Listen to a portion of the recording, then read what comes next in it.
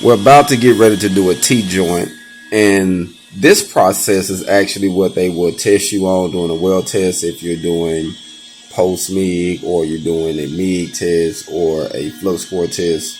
Normally they'll have you come halfway in the center of the plate and then tie in and continue it. And that's what we're going to do here. You ready? Yeah, man. Let's go.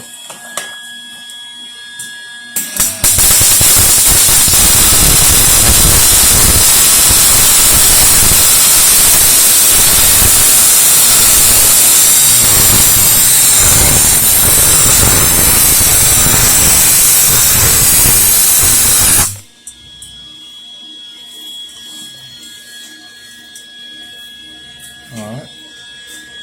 Okay, keep going, tie it in. That's a good tie. Now we're finna show the tie in.